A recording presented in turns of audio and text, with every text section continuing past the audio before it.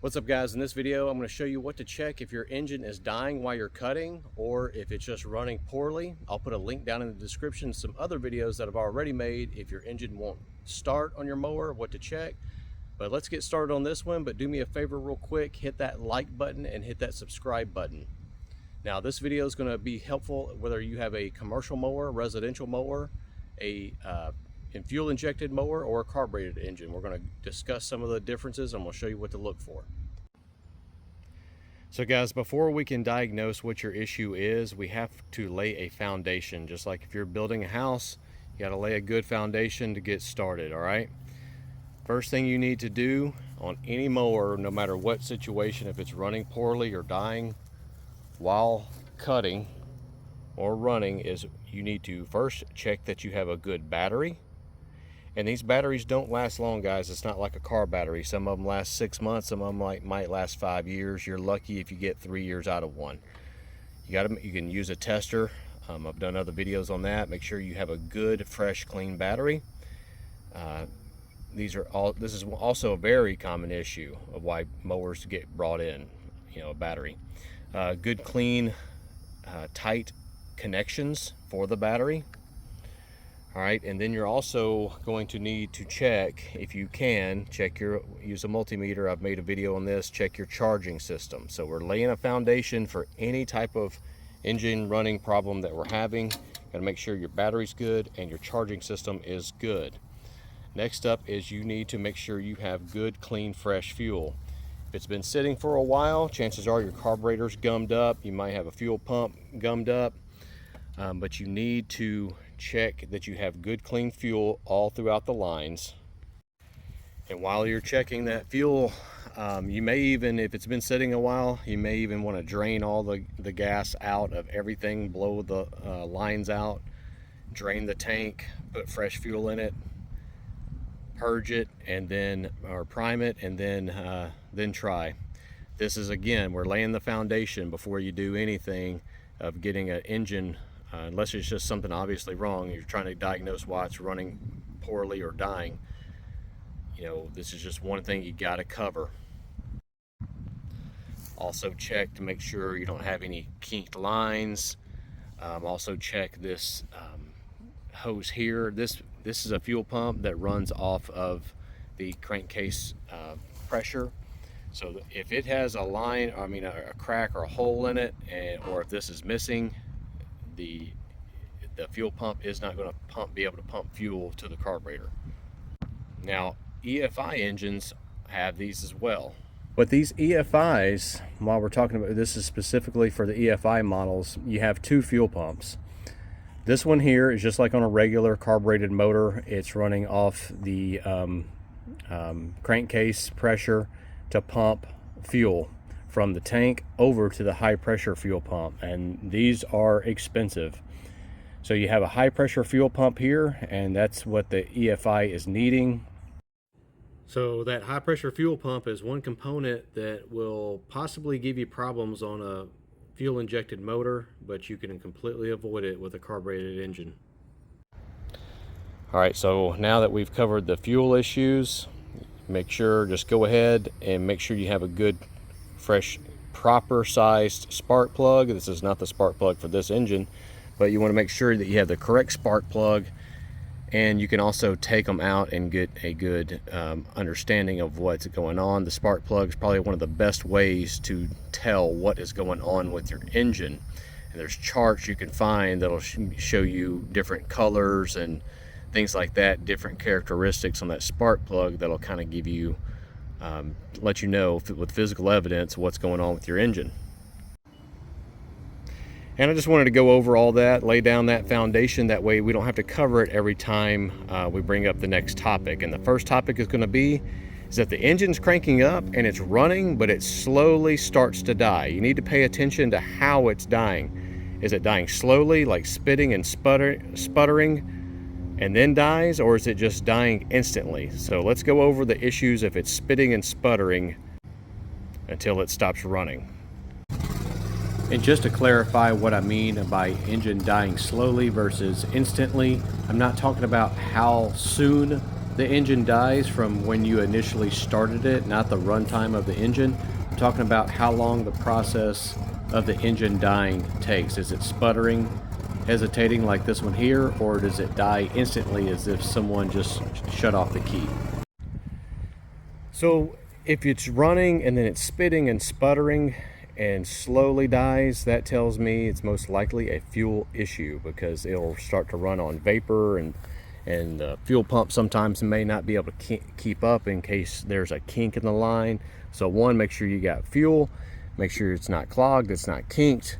One thing that I've done in other videos, I'll take the hose off of the carburetor, I'll turn the engine over. You should have fuel just gushing out from right there. And again, check that hose there, make sure you're getting fuel up to the engine. If it's running and then all of a sudden it just starts spitting and sputtering like it's just trying its best to get that fuel, there's something wrong. You might have a tank ventilation issue, to where this is a ventilation hose, so if that's clogged, it will start struggling to get that fuel. It'll be fighting the vacuum that's been put on the tank.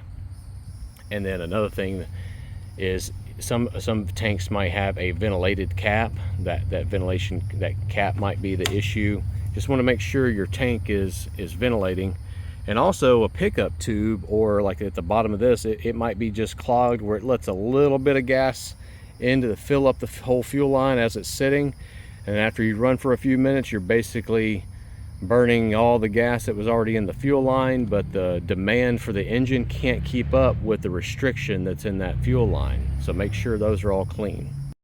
Another issue that might be causing your engine to die slowly or run poorly is a vacuum leak around the carburetor. It's a pretty common thing. You might spray while the engine's running, spray some carb cleaner around, and if it starts running differently, you've found the leak basically. You can spray around the intake gaskets, but the carburetor gaskets are a pretty common issue for vacuum leaks. So once you got that all figured out, the most common reason that the engines will die slowly, engines running bad and dies kind of slowly, is the carburetor itself. Then after I've checked all that, I will also check the clearances on the valves. You may need to adjust your valve clearances. And that's actually going to be a routine maintenance, but it's only usually about every 100 hours. It varies between brands and engine sizes. Here's a fuel injected one I had the other day. This wiring harness for this O2 sensor here had gotten up against the exhaust manifold there and burned into the wires, burning up that connection, getting into the wires, and it was causing this engine to run very poorly. So that's the most common issues, but there are a few things, like you could have a valve that's leaking by, and as it's getting hotter, it's just running poorly, and you lower the RPMs and then it dies. Another issue is the coils. The coils might be working intermittently. If you have a single cylinder, you only have one coil, and so it might be getting hot and it might go kind of go in and out. With one of these two-cylinder engines like this one, it's very rare that both of them are going to go out at the same time, but you could have one going out as the engine's heating up, gets that coil nice and hot, and that's most likely when they start acting up, and then all of a sudden your engine's running on one cylinder instead of two cylinders. So you can check that with a coil tester. But if it's running poorly from the get-go and it eventually kind of just dies out on you, it also could be your carburetor.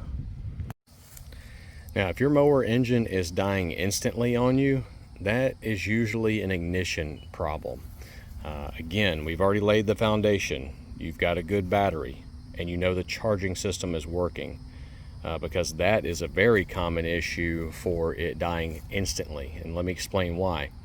The engine's charging the battery, so you may have a battery that is holding a charge, but the charging system is not working.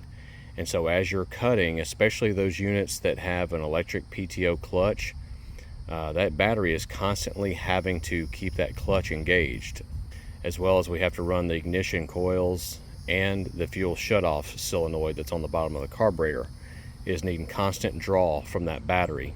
So if the charging system isn't working, the battery gets drawn too much, the engine will just shut off. But if it's if all that is good, you got a really good battery, charging system's working, it's shutting off instantly. So as long as you haven't hit something manually with the blades, or I've even seen clutch bearings lock up in the clutch and just shut the engine off, they thought they had a locked up engine. One thing I would check is a seat safety switch, or some type of safety switch has gone bad. You may have a bad wiring connection somewhere, but you can take these switches off and use a multimeter. I've had videos, I've shown that before. Check the continuity, check to make sure those switches are working. It could just be an ignition switch that has gone out. If water gets into those key switches on certain models, it causes a lot of problems. But you could have other safety faults. You could have a wire going to a PTO clutch that has rubbed the frame somewhere, caused a short. But if it's running and just dies instantly, as if someone has just come and turned off the ignition switch, most likely it's an ignition problem. All right, so finally, let's talk about if the engine is running, it's just running bad. It's backfiring, it's hesitating, it's weak. It doesn't die, but it's just running bad. Here are the things that I'm going to check in the order that I'm going to check them. And I'm assuming we've already laid the foundation. We've got the good battery, charging system, good fuel line, filter, everything's good. We know we're good in all those departments, because those are the first things that you're going to check with any running issue. Next thing I'm going to check real quick is the ignition coils. I'm going to throw some of these on there. Now again, I've laid the foundation. Part of that foundation is I've already pulled those spark plugs to make sure that they're correct spark plug and that they're in good condition.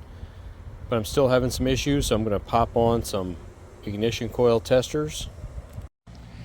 And while I'm running the engine, I'm going to be looking at these coil testers. But I'm also going to go ahead and spray some carb cleaner around all my carburetor gaskets, intake manifold gaskets, and that's going to look for a vacuum leak. If I notice the engine drastically change all of a sudden in the way it runs, and when I'm spraying a certain area, that's where you found a vacuum leak.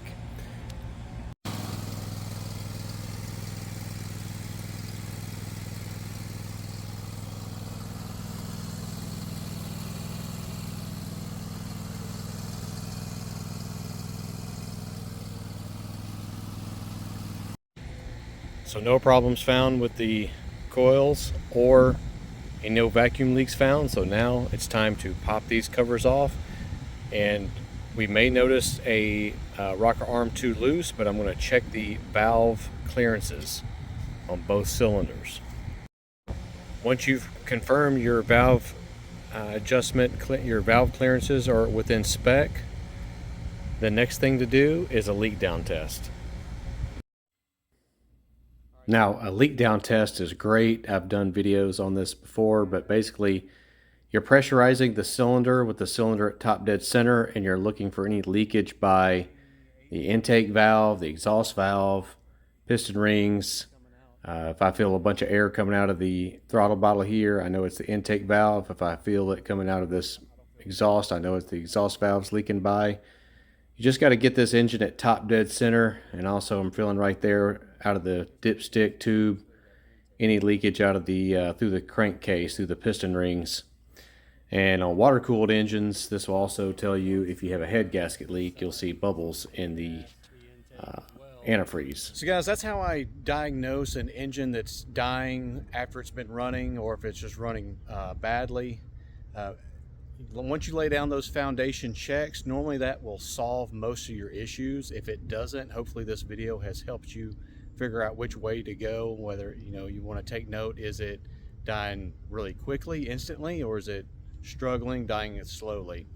So do me a favor, guys, check out the description box. I'm going to have links to tools and equipment no matter what time of the year you're watching this video. I'll try to update tools and links and stuff that I use, and also products, and some of the products will give me a commission. That's the way you'll help support the channel.